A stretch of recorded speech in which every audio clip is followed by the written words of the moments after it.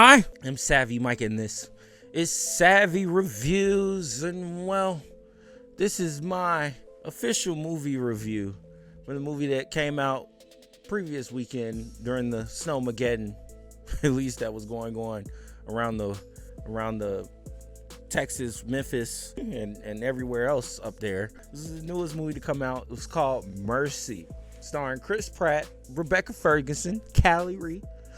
And it is written by Marco Van Bell and is directed by Timur Bekmambetov. Now, Timur has honestly made one of my favorite movies of all time, if I can be honest with you, or he at least directed it.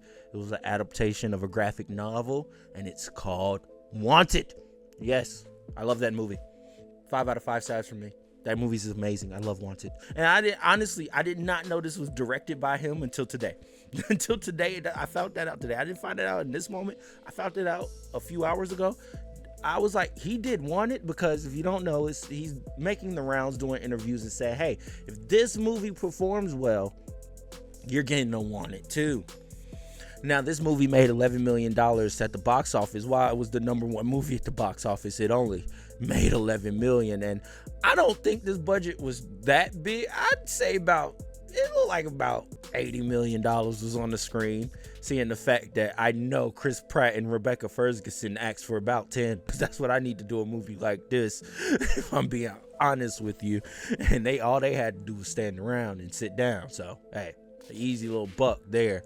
So I know most of this budget went towards the two big name actors this, because in all honesty, this is just a movie about a guy in a chair talking to an AI judge, trying to prove that he didn't murder his wife. That is basically the premise of this movie. And it's kind of crazy and funny that Chris Pratt came out and dissed the AI actress that was making the rounds for a while, and then literally in another interview came back around and went, hey, yeah, I wanted to actually hire an AI actress to play the AI judge in this. It's just like, all right, I guess. Very contradicting points, but either way, outside of that, how did I feel about this movie? Over here at Savvy Reviews, what I like to do is give you the good, the bad, and then my overall opinion and thought on the subject and matter that we're discussing and talking about. And if I can be quite honest with you, it is some good. I like Chris Pratt. Chris Pratt's fun, even when he's just sitting in a chair. It's fun to watch a Chris Pratt movie. I'm not going to hold you. Even if the movie is generic as hell, it's fun to see Chris Pratt. I'm not going to. Same with Rebecca Ferguson. It's just fun watching these two on screen. I was more so interested in what was going on because I was watching Rebecca Ferguson and Chris Pratt, and less interested in what might happen because the movie's so damn predictable. You see it coming from a mile away. Like, I'm sure he did it. I was right. Wow. You find out really to the end, but you're like, yeah, I was fucking right. So it was kind of obvious at this point because there's not many people in this movie. And while they try to throw a wrench in it or two, it just all falls to a lull. It's like, oh, okay, I guess. It's a lot of eye-rolling moments in this one.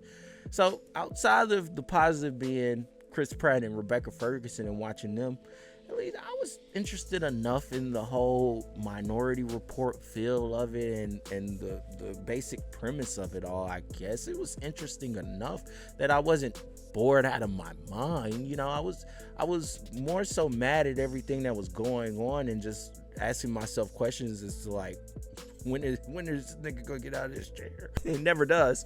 Never does. Even when the moment calls for him to, he doesn't. And so yeah, look, this is 90 minutes of Chris Pratt in the chair. I'm just letting you know. Now, some good acting going on because it's Rebecca Ferguson and Chris Pratt. They definitely did the best they could to carry the weight of the script.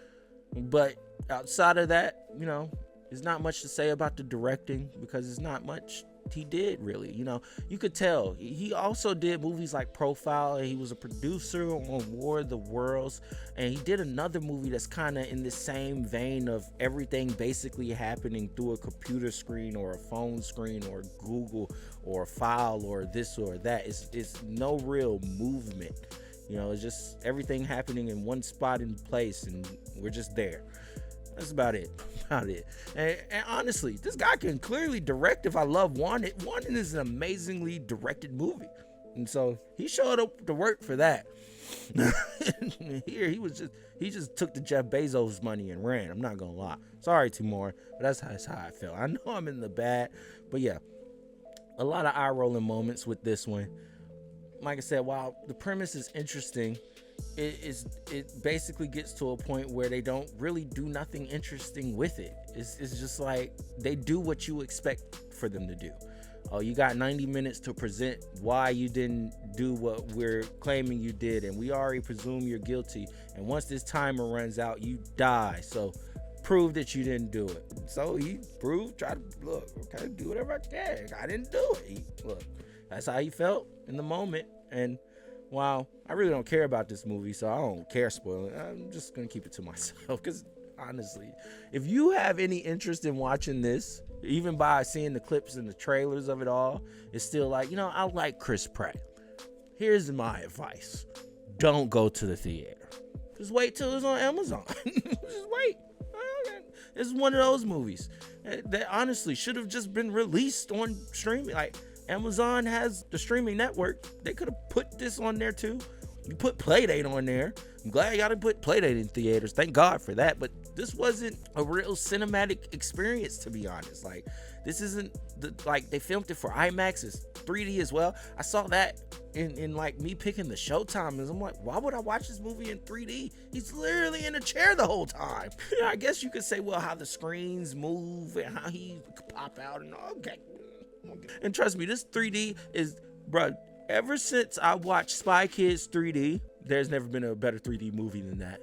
I remember watching that as a kid and literally seeing the holographic butterfly float amongst the theater. I'm just seeing in awe, in shock that it looked that good in 3D. It's the best 3D movie I ever seen. And ever since they did what they do now with 3D, where it's basically, it's not even really 3D, it's just a blurred screen that is kind of inward, so you're just looking inward basically. There's nothing popping out, and they try to do moments where that happens, but even the pop out don't really pop out. It just more so makes it wider. Yeah. Either way, this was a lull. I'm not gonna lie to you. Like I said, catch it on streaming if you're really that interested in it. I wouldn't venture out to the theater to go see this. The weekend passed for it being the newest movie out, so you don't even have to waste your time. I didn't waste my I seen this on Monday. I was off Monday, so it didn't feel like a waste of time, but hey, here we are doing our due diligence as a cinephile and watching and reviewing these movies. So I don't have no problem with it. Like I said, Chris Pratt and Rebecca Ferguson, it was fun to watch. For the hour and 40 it was. They were fun to watch. Kept me interested enough to want to see where it goes, but then it went where it went, and it was as predictable as I thought it would be. And like I said, everything you're thinking about this movie, every thought you're having, okay, I think this is what's probably going to be the twist. That's it. Either way, overall, I'm going to give Mercy a 2 out of 5 salves. Yes, while it's not trash. Like I said, it was interesting enough. Premise was cool enough. Rebecca Ferguson and Chris Pratt was fun enough. Still not a groundbreaking. Not, it's a lull. You can catch this on streaming. It's not nothing that is worth venturing out to go see. And like movies like this, I'm judging on the Rip scale, because I gave the Rip a 3 out of 5. And I'm like, yeah, Rip was way better than this. So if I'm there, I'm like, okay, this falls at a 2. This falls at a 2 for sure. I'd much rather watch the Rip in theaters than this. One should have been on streaming, the other one should have actually been in theaters. Just saying. Either way, 2 out of 5 salves for me. Overall mid.